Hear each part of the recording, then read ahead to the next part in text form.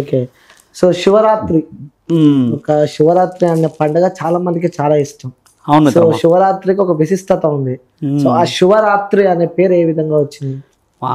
చూడండి, కాల గర్భంలో కలిసిపోయిన సత్యాలని ఈ మధ్య చాలా మంది మీడియాకి చెప్పాను నేను. శివుడి యొక్క రాత్రి ఎలా వచ్చిందంటే ఒక మహానీయుడి ద్వారా మనము శివుడిని పెళ్లి చేసే తంతే మాట్లాడుకుంటాం. శివరాత్రి అని అంటే చూడండి, చాలా మందికి తెలియదు ఆ రోజు శివుడి యొక్క పెళ్లి రోజు అని. శివరాత్రి అంటే శివుడు పార్వతీమాతని పెళ్లి చేసుకున్న రోజు అది. చాలా మందికి ఏం తెలుసు అంటే శివుడి రాత్రి ఆ రోజు జాగారం చేయాలి, ఉపవాసం ఉండాలి, స్నానాలు మంగళ స్నానాలు చేసేసి ఇల్లంతా శుద్ధి చేసుకొని పువ్వులు పెట్టుకొని మంగళహారతి తెచ్చుకోవడం వరకు మాత్రమే తెలుసు. చాలా మంది ఏం చేస్తారు, మధ్యాహ్నం 12 లేదా 1, 2 తర్వాత ఉపవాసాన్ని విరమించుకోవడానికి అంటే పండ్లు పలహారాలు గుడికి వెళ్ళి తండ్రికి కొద్దిగా అభిషేకాలు చేసి అక్కడ తండ్రికి పెట్టేసిన తర్వాత వీళ్ళు తినడం చేస్తారు. ఇవన్నీ తెలుసుకోవాల్సిన అవసరం ఏమిటంటే మిత్రమా, శివుడి రాత్రిని 3 రాత్రులుగా చెప్పవచ్చు. అంటే ఈ యొక్క రోజుని శివరాత్రి అనేది మొట్టమొదట వచ్చింది బ్రహ్మ విష్ణువుల వల్ల.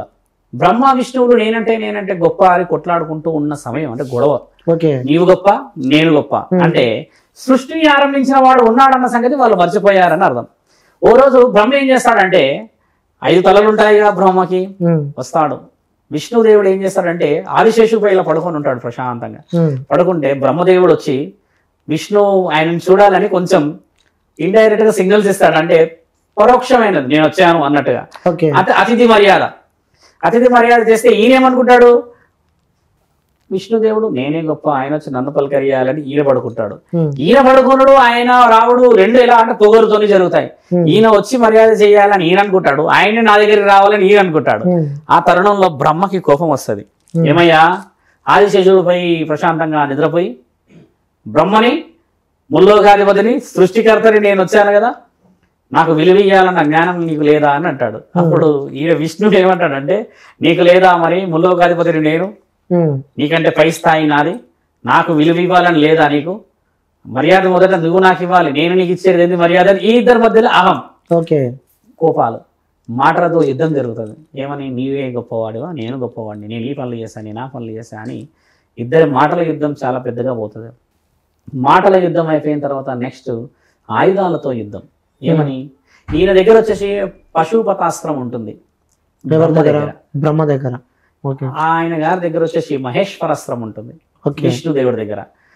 ఆ 2 వస్తువులని ఇలా ఒకరిపై ఒకరు విసురుదాం అనుకుంటారంటే నీవు గొప్ప నేను గొప్ప అన్న గొడవ జరుగుతుంది కదా. ఆ గొడవ ఇద్దరు ఒకరిపై ఒకరు ఆయుధ ప్రయోగం చేసుకున్న సమయానికి ఇద్దరి మధ్యలో నుంచి ఒక అగ్నిగుండం, అంటే ఒక అగ్ని రేఖ, ఒక అగ్ని స్తంభం వాళ్ళిద్దరి మధ్యలో నుంచి పైకి వెళ్తుంది. శాసనాల్లో రాసి ఉంది వాళ్ళిద్దరి యొక్క గొడవ గురించి, బ్రహ్మ విష్ణువుల తగవు గురించి. అది ఎలా వెళ్తుందంటే ఆకాశవాణి ఎంత పెద్దగా మంటతో చాలా వెలుగుతో అలా బలంగా వెళ్తుంది మిత్రమా. ఇద్దరు ఒక్కసారి వెనక్కి భయపడి జరిగి, అదేంటి ఉన్న బలంగా ఈ విధంగా పోతుంది, అసలు ఇది కింది నుంచి వచ్చిందా లేదా పై నుంచి వచ్చిందా, ఆకాశం నుంచి తెలియదని బ్రహ్మ ఏం చేస్తాడు, ఇమ్మీడియట్లీ హంసవాహనుడు అవుతాడు. అయిపోయి పైకి పోతాడు తెలుసుకుందామని. బ్రహ్మదేవుడు అంటే అసలు ఎక్కడికి ఇది ఎక్కడి దాకా పోయింది, అసలు ఎక్కడి నుంచి వస్తుంది ఇది అసలు. విష్ణుదేవుడు ఏం చేస్తాడు, శ్వేత వారాహమూర్తి అవుతాడు. అంటే ఆ వారాహమూర్తి అంటే మీకు తెలుసు, మన శాసనాల్లో ఈ పేరుందో. ఈయన కిందికి వెళ్తాడు తెలుసుకుందామని.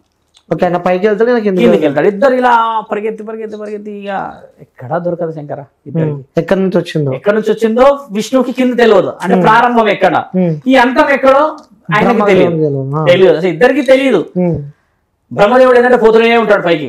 అప్పుడు విష్ణుదేవుడు ఏం చేస్తాడు, కొద్దిగా నా వల్ల అయితే కావట్లేదు ఇది, నేనే వెళ్ళి బ్రహ్మదేవుని చెప్పేస్తా, నేను ఓడిపోయాను, నీవే నాకంటే గొప్పవాడి అని చెప్పేస్తా అని చెప్పేసి ఏదో చెప్పుదాం కదా, ఇది నాకైతే కనబడ. అంటే వాళ్ళిద్దరు ఏమని వెళ్తారంటే ఇది కనిపెట్టిన వాడే గొప్పవాడని నిర్ణయించుకొని ఇద్దరు ఇక్కడ అక్కడ వెళ్ళిపోతారు ఆపోజిషన్ లో. గొడవ జరుగుతుంది. ఆ విధంగా జరిగేసరికి ఈయనకి విష్ణుకి దొరకదు. ఎక్కడైతే ఆ రణరంగం మొదలైందో అక్కడే వచ్చి ఇలా కూర్చుంటాడు. ఇంకా అంటే మొదట ఏం చనిపోయింది విష్ణు దగ్గర, అహం, నేనే గొప్పవాడిని అనే చనిపోయింది. ఎందుకంటే దీని ప్రారంభాన్ని కనిపెట్టలేకపోయాడు.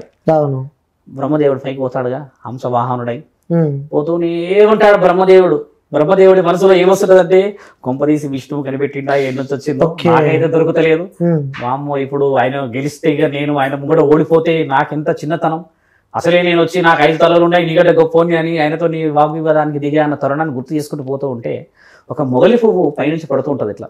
ఆ యొక్క అగ్ని స్తంభం నుంచి ఇట్లా వస్తుంటే దాని పేరు మొగలి పువ్వుకి ఏంటంటే కుసుమ అని మొదటి పేరు. పువ్వులకి కుసుమ అని అంటారు. ఇప్పుడు పువ్వుల్లో పలు రకాలు వచ్చాయి. ఓ కుసుమ, పైనుంచి వస్తున్నావు కాబట్టి నేను నిన్ను ఒక విషయాన్ని అడుగుతాను, నాకు చెప్తావా? నాకు విష్ణుదేవుడికి ఒక చిన్న తగువ ఏర్పడింది. ఈ యొక్క అగ్నిస్తంభం ఎక్కడి నుంచి వస్తుందో నీవు చెప్తే నేను వెళ్ళి విష్ణువుకు చెప్తా, అప్పుడు నేనే గొప్పవాడిని అవుతానంటే మొగలి పువ్వు ఏం చేస్తుందంటే, అవునవునవునవును బ్రహ్మ, ఎన్నో యుగాల నుంచి నేను చూస్తున్నా ఈ రేఖ వస్తుంది కింది వరకు. అయితే నేను వచ్చేప్పటికే ఇది కొన్ని యుగాల నుంచి వస్తుంది, ఇది పైనుంచే వస్తుంది అని అంటాడు అన్నమాట మొగలి పువ్వు. అంటే మొగలి పువ్వు ఏం చేసింది? ఇక్కడ అబద్ధాలు ఆడింది. మొగలి పువ్వు కూడా తెలియదు ఎక్కడి నుంచి వస్తుందో ఇది. బ్రహ్మదేవుడు ఏమేమిటాడు, ఆహా నాకు ఎక్కడ పోయిందో కనిపెట్టేసిన, నేను దీని యొక్క అంతమన్న ఆలోచన చేసేసి ఊటిన కిందికి వస్తాడు. వచ్చేసి విష్ణు దగ్గరికి వచ్చి నవ్వుతూ ఇలా అంటాడు, ఏమని? నేనే చూశాను, పైన ఉంది అంటే. అవునా, ఎక్కడి వరకు చూసావు? ఇట్లా మాట వస్తుంది. రాగానే బ్రహ్మదేవుడు నోటి ద్వారా నేను పైన చూశాను అనే వరకు పరమాత్ముడు ఇద్దరి మధ్యలోకి వస్తాడు. వచ్చి నిలబడి ఆ జటం ఉంటుంది కదా, ఆ జటాన్ని కొడతాడు. వచ్చి ఇట్లా అగ్నిస్తంభాన్ని ఇద్దరి మధ్యలో నిలబడి కొడతాడు. గట్టి కొడతాడు. దాన్ని కొట్టగానే అది 2 ముక్కలు అవుతుంది. ఇలా అలా ముక్కలు అయిపోయినప్పుడు శివుడు ఒకసారి లింగ రూపాన కనబడతాడు. వాళ్ళకి ఇలా నిలబడి కనబడతాడు. ఎవరు మీరు ఇంత తేజస్సుగా ఉన్నారు ఎవరు అంటే అప్పుడు చెప్తాడు పరమాత్ముడు, ముల్లోకాధిపతిని నేను, మహేశ్వరుడని, నీలకంఠుడని, గరళకంఠుడని, ఈ సృష్టికర్తని నేను అని అంటే, అలా ఎలా మీరు సృష్టికర్తలు అవుతారు అని అంటాడు. శివుని దగ్గర కూడా ఖచ్చితంగా వాగ్వివాదం, ఎందుకంటే ఆయన నిర్ధారణ జరగాలి కదా. నువ్వు గొప్ప నేను గొప్ప అంటే ఒకళ్ళు న్యాయం చెప్పాలి కదా. అప్పుడు ఏమంటాడంటే పరమాత్ముడు, జననం మరణం లేనివాడని కాబట్టి నేను పరమాత్ముడిని అయ్యాను. నీవు ఎలా పుట్టావో నీకు తెలుసు కదా, బ్రహ్మ ఎలా పుట్టాడో మీకు తెలుసు కదా, మీ ఇద్దరి జననాలకి కారకుడిని నేను కాబట్టే నేను ముల్లాకాధిపతిని అంటే వాళ్ళిద్దరూ అహం నుంచి బయటపడతారు. పడగానే బ్రహ్మ ఏం చేస్తాడు, ఆ మాట తరుణంలో విష్ణుదేవుడు వచ్చి అహంతో కూర్చుంటాడు కదా, అంటే ఆ యొక్క ఓడిపోయాను కదా కనిపెట్టని. అప్పుడు శివుడు విష్ణుతో అంటాడు, చూడండి అబద్ధాలు మీరు ఆడలేరు, అంటే మీరు నిజాన్ని ఎలా ఉన్నదో అలాగే చెప్పారు వచ్చి. బ్రహ్మ మాత్రం అబద్ధాలు ఆడాడు కాబట్టి బ్రహ్మకు శిక్షలు తప్పవు. మీరు అబద్ధాలు ఆడలేరు కాబట్టి ఇకపై భూమండలములో ప్రతి గుడి విష్ణువుడిది శివుడిది మాత్రమే ఉంటుంది. బ్రహ్మ అబద్ధాలు ఆడాడు కాబట్టి దైవలోకానికి అర్హతని కోల్పోయాడు, కాబట్టి భూమండలంలో పూజలు ఉండవు, పూజలు అందుకోడు అని చెప్పి ఏ ముఖంతో అయితే అబద్ధాలు ఆడతాడో పైనుంచి చూస్తాడు కదా మొగలి పువ్వుని, ఆ తలని లేపుతాడు తండ్రి, తల తీసేస్తాడు. ఆ తర్వాత బ్రహ్మకి 4 తలలే ఉంటాయి, 5వ తల పైన ఉంటది బ్రహ్మకి ఎప్పుడు కూడా. ఆ తల లేపేస్తాడు పరమాత్ముడు, వీరభద్రుడై లేపేస్తాడు, అబద్ధం ఆడిన ఆ నాలికని కోసేస్తాడు అనమాట. అప్పుడు బ్రహ్మదేవుడి యొక్క మిగతా తలల్ని కూడా తండ్రి త్రిశూలంతో తీసేద్దాం అనేసప్పటికి విష్ణుదేవుడు తండ్రి దగ్గరికి వచ్చి క్షమించండి క్షమించండి, ముల్లోకాధిపతిలో బ్రహ్మ కూడా ఒకటే కదా అంటే, అప్పుడు ఆ క్షమాభిక్ష పెట్టి నీకు పూజలు అందవు, ఇకపై పూజలు చేయరు నీకు భూమండలం మీద అని చెప్పితే సరేనని ఆయన కేవలం రాతలు రాయడానికి మాత్రమే కూర్చుంటాడు అక్కడ. వీరిద్దరికే ఉన్నాయి గుడిలు మన భూమండలంలో, బాగా గమనించండి. విష్ణువుకు ఉంటాయి, శివుడికి ఉంటాయి, మిగతా దేవతలకు కూడా ఉంటాయి. కానీ శాస్త్రజ్ఞానం ప్రకారంగా విష్ణువుకి మహేశ్వరుడికి ప్రత్యేకతలు ఎక్కువ ఉంటాయి. అంటే పెద్ద పెద్ద గుడులు, దే ఆర్ ప్రిన్సిపల్స్ అనమాట. వాళ్ళు ఏంటంటే ఒక కెప్టెన్స్ లాగా ఉంటే ఎక్కువ గుడులు శివుడి ఉంటాయి, పెద్ద పెద్ద పుణ్య. బ్రహ్మంగారి గుళ్ళు కూడా ఉంటాయి కదా, బ్రహ్మంగారి బ్రహ్మగుడులు, బ్రహ్మంగారి మఠం అని చెప్పి కూడా. బ్రహ్మంగారి మఠం వేరు, బ్రహ్మంగారి అనేటైనా మీలాంటి నాలాంటి ఒక మహర్షి. బ్రహ్మ అనేవాడు పరమాత్ముడి యొక్క ఆజ్ఞతో ఉన్న బ్రహ్మ విష్ణు మహేశ్వరులు సృష్టికర్తలు వేరు, బ్రహ్మంగారు వేరు. బ్రహ్మంగారు మానవుడు, ఆయన ఒక మానవ జాతి నుంచి వచ్చి ఆయన కాలానుకూలంగా రాతలు రాసిన వాడు. బ్రహ్మంగారి కాలజ్ఞానం అనేది అదొక కారణ జన్ముడి చేత చేసిన పనులు శంకరా. అలాగా ఇప్పుడు బ్రహ్మ వేరు, బ్రహ్మంగారు వేరు. మీరు కొంచెం పొరపాటులో ఉన్నారు కాబట్టి ఆ విధంగా మొగలి పువ్వుని అబద్ధాలు ఆడినందుకు ఇకపై నీకు పువ్వులలో ప్రత్యేకత కోల్పోయి దైవానుకూలంగా జరిగే ఏ పూజలలో నీకు అర్హత రాదు అన్నందుకు ఈ రోజు కూడా మొగలి పువ్వును పూజల్లో పెట్టరు. దాని అర్థం అది శాసనాల్లో రాసింది. అది మొగలి పువ్వుని పూజల్లో పెట్టరు. కాకపోతే మొగలి పువ్వు కొంచెం బాధలు పడుతుంది, కొంచెం స్టార్ట్ చేస్తుంది, ఎన్నో బాగా నేను అబద్ధాలు ఆడినందుకు నన్ను క్షమించండి అని అంటది. ఇలా కొన్ని సందర్భాలు. మొగలి పువ్వు అంటే ఏ విధంగా ఉంటది? మొగలి పువ్వు చూడండి దట్టమైన అడవిల్లో తెల్లగా ఇలా చాలా ఉన్నాయి, బ్రహ్మాండంగా ఉన్నాయి. అక్కడ నాగుంపాములు ఎక్కువ ఉంటాయి, చాలా ఎక్కువ నాగుపాములు. దాని యొక్క సువాసన 3 కిలోమీటర్ల వరకు వస్తుంది శంకర, అంత పవర్ఫుల్ ఫ్లవర్ అది. మొగలి పువ్వులలో అధిపతి అది. కుసుమ అన్నది దేనికి మరి పేరు చెప్పింది అది. కుసుమ అనేది పువ్వుల రాజ్యాధికారి పేరు. ఇప్పుడు మీరున్నారు మిత్రమా ఒక టీం కి కెప్టెన్. ఇప్పుడు మీ నుంచి వచ్చిన వాళ్ళందరూ ఏం చెప్పుకుంటారు, నేను ఫలానా స్వామి గారి యొక్క శిష్యులు చెప్పుకుంటారు కదా. కుసుమ అనే జాతికి ఈ పువ్వులన్నీ వారసత్వం అన్నమాట. ఇప్పుడు కుసుమనే అర్హత కోల్పోయింది కాబట్టి కుసుమని జరిపేశాడు పరమాత్ముడు అంటున్నా. అంటే మొగలి పువ్వు ఏం చేసిన తర్వాత పశ్చాత్తాప పడిన తర్వాత తండ్రి ఏమన్నాడు, ఎవరైనా ఇష్టంగా పూజిస్తే స్వీకరించు అని అన్నాడు. అంతేకాని ప్రత్యేకంగా మొగలి పువ్వులు తేరు ఎవరు కూడా పూజల్లో, మీరు గమనించవచ్చు. అలా మీరన్న ఆ రోజు బ్రహ్మ విష్ణువుల తగవుని తీర్చిన ఆ రోజు బ్రహ్మ విష్ణువు చాలా మెచ్చి బాగా పూజ చేసి తండ్రిని తన్మయపరిస్తే శివుడు ఆ రోజు విలయతాండవం ఆనందంగా చేస్తాడు. ఆనందంగా చేసిన రోజే శివరాత్రి. అయితే ఈ తగువు జరిగినదే అరుణాచల ప్రదేశం. ఈ రోజు మనం అరుణగిరి ప్రదక్షిణలు చేస్తున్న ప్రదేశం రాసింది. ఆ అరుణాచలం ముందుగా గుడి మనం తమిళనాడుకు చూస్తాం కదా. ఆ అరుణాచలం ప్రాంతమే మొట్టమొదట ఆవిర్భవించిన లింగం. తండ్రి ఇలా కొట్టాడా చేతు, కొట్టినప్పుడు పడ్డ శివలింగం మొట్టమొదటి శివలింగం 12 జ్యోతిర్లింగాల్లో సోమనాథేశ్వర శివలింగం, అదే సౌరాష్ట్రాధిపతి. ఆ శివలింగం ఎక్కడ ఉంటుందో తెలుసా మిత్రమా? గాలిలో ఉంటది. తండ్రి ఇలా కొట్టినప్పుడు ఇటుపైన 2 ఉన్నాయి కదా జటలు, ఆ లింగం ఇలా కొట్టినప్పుడు అది గాలి లేకుండా ఉంటది కదా. ఆ కింద పడ్డదే ఇప్పుడున్న సౌరాష్ట్ర లింగం. శాస్త్ర జ్ఞానాల్లో అందలేదు, మీరు గూగుల్ సెర్చ్ చేయవచ్చు. ఇప్పటికీ గాలిలో ఉన్న శివలింగం భూమండలంలో అది మొట్టమొదటి శివలింగం అదే. 100 సంవత్సరాలు రీసెర్చ్ చేశారు ఎలా ఉందో ఇది కనుక్కోవడానికి. ఇంతవరకు రీసెర్చ్ లో రాలేదు రిజల్ట్. దాని మీద ధ్వంసం చేయడానికి ఒక మహమ్మదీయులు, తర్వాత కాకతీయ, ఇట్లా ఎన్నో పరాయి దేశస్తులు వచ్చారు మిత్రమా, కానీ గుడిని ధ్వంసం చేయలేకపోయారు. ఆ యొక్క విలువ ఆ శివలింగానికి భూమండలంలో ఉన్న 12 జ్యోతిర్లింగాల్లో మొట్టమొదటిది. ఇప్పుడు నీకు తెలిసి నాకు తెలిసి 12 జ్యోతిర్లింగాలే భూమండలంలో. అయితే శివుడు ఏమంటాడంటే, తండ్రి పరమాత్మ విష్ణుదేవుడు అంటాడు, ఇంతటి ఈ ప్రత్యేకత రోజుని భూమండలం మొత్తం తెలిసేలా ఏ విధంగా చేసుకోవాలి, మీరు మమ్మల్ని నచ్చారు, మేము మిమ్మల్ని నచ్చాము కాబట్టి. అప్పుడు తండ్రి ఏం చేస్తాడంటే ఇలా కొట్టినప్పుడు 12 ముఖ్యమైన స్థలాల్లో పడతాయి ఇవన్నీ. భూమధ్యకి ఇలా ఉంటది, మీరు గమనించారా జ్యోతిర్లింగాలని? ఒకటే లైన్ ఉంటది. కావాలంటే నేను లైన్ లో ఇప్పుడు చూసుకోవచ్చు, నువ్వు ఫోన్ ఓపెన్ చేసి. స్ట్రైట్ గా ఉంటాయి 12 లింగాలు, 12 లింగాలు స్ట్రైట్.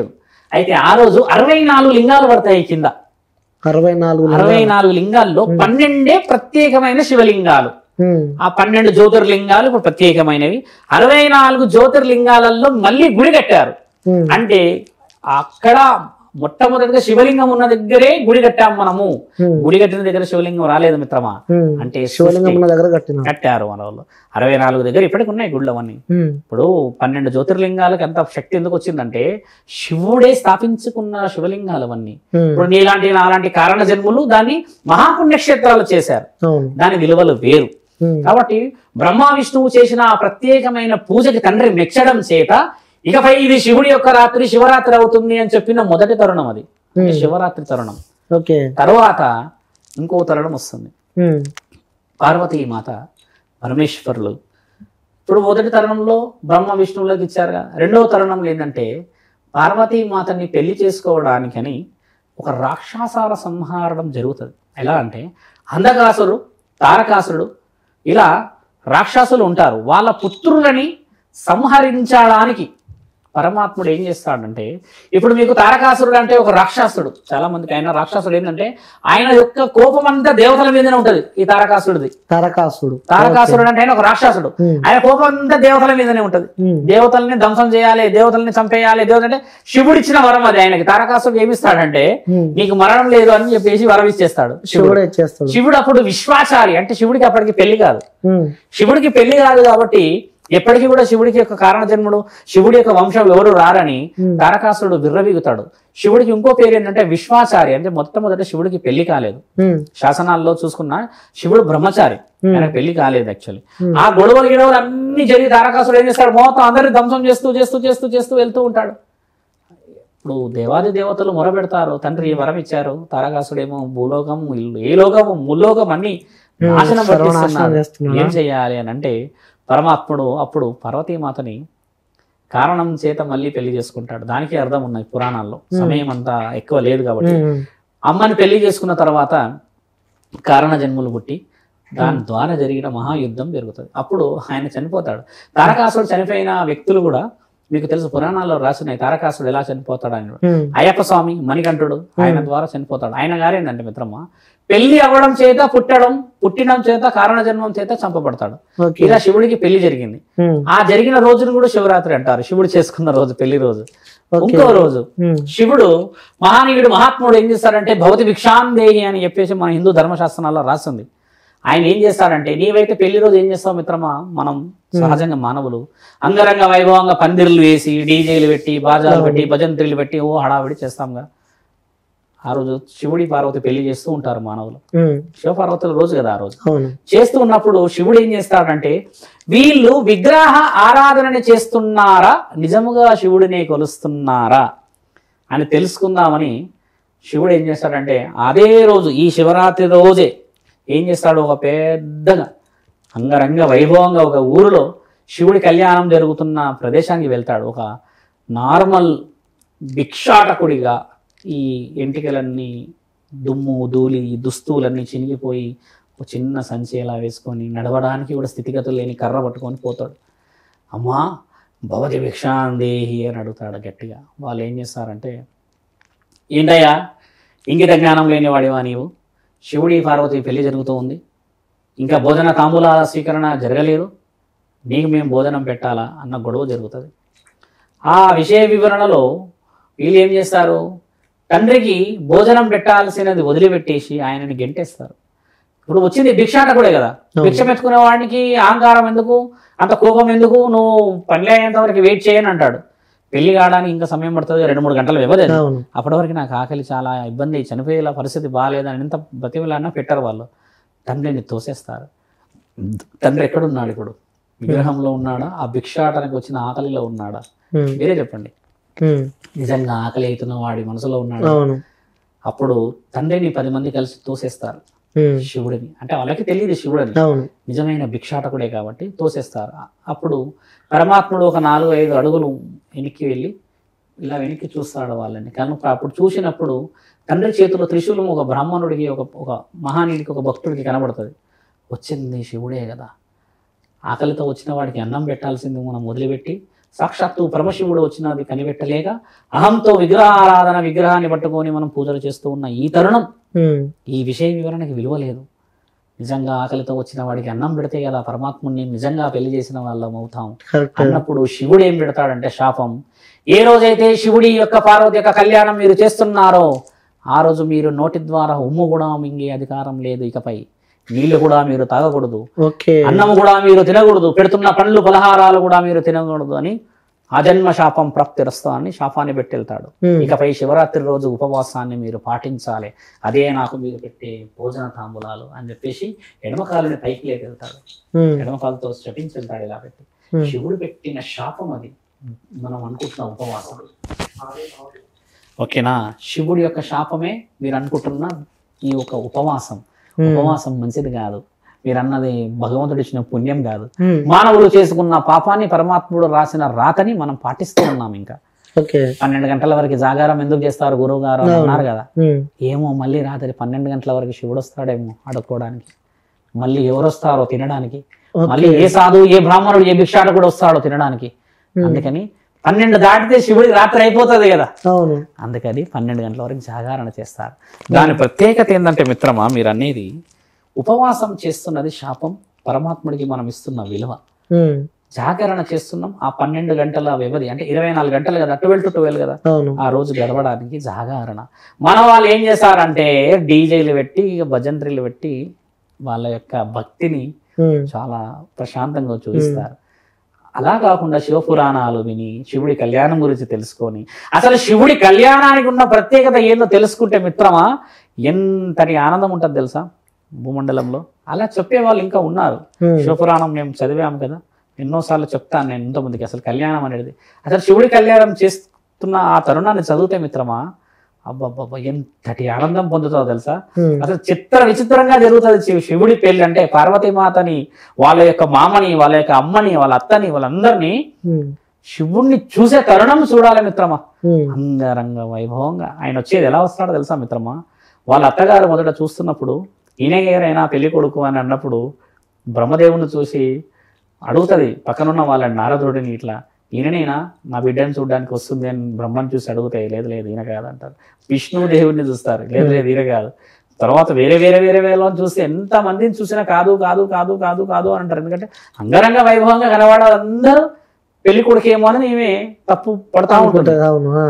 తీరా చూస్తే నా తండ్రి పరమాత్ముడు జడలన్నీ వదిలేసేసి ఈ చేతిలో త్రిశూలాన్ని పట్టుకొని వెనక నంది వేసుకొని ఒళ్ళంతా విభూది రాసుకొని ఇక్కడి వరకు పులి చర్మాన్ని వేసుకొని వస్తా ఉంటాడు. ఇలాగా ఆవిడ బాధపడుతుంది, ఇది ఎక్కడ తరుణము, ఈయనగా నా బిడ్డని చేసింది నాకొద్దు ఈ సంబంధం, నాయన ఈయనకి అసలు బట్టలే లేవు, విభూది రాసుకొని ఉన్నాడు, ఈయనకి ఎలా ఇస్తావు అని ఆవిడ వ్యక్తపరుస్తుంది. అప్పుడు నారదుడు అంటాడు, ఆయన చూసే చూపు నువ్వు మార్చి చూడు కనబడతాడు కదా చంద్రమండలాధికారి ఆయన అని చెప్పినప్పుడు ఆయన భక్తితో కళ్ళు మూసి చూస్తే అప్పుడు కనబడతాడు నా తండ్రి. ఒళ్ళంతా బంగారంతోని దగ దగ దగ దగ దగమైన వస్తూ ఉంటే వెనకాల నుంచి దైవ సామ్రాజ్యం నడుచుకుంటూ వస్తుంటది అనమాట. ఆయన నడుస్తూ ఉంటే ఆ తరుణాన్ని చూసి నా ఈ యొక్క కన్నులు ఆ యొక్క తరుణాన్ని మర్చిపోతాయేమో అని చెప్పేసి నా తనువుని తీసుకెళ్ళండి అని మొక్కుతుంది. అంత గొప్పగా వస్తాడు పరమాత్ముడు. అంటే భక్తితో చూడాలి. హంగు అరపడం నువ్వు డీజే బాజాలు వేసుకొని చేసి చూసే విలువ ఎక్కడ. అంటే ఇంకోటి శివరాత్రి రోజు చాలా మంది జాగరణ చేస్తూ ఉంటారు, అంటే ప్రత్యేక పూజలు కూడా చేస్తూ ఉంటారు. ప్రతి గుడిలో కూడా శివునికి పాలాభిషేకాలు ఒక్క పొద్దుతో నిష్టగా చేస్తూ ఉంటారు.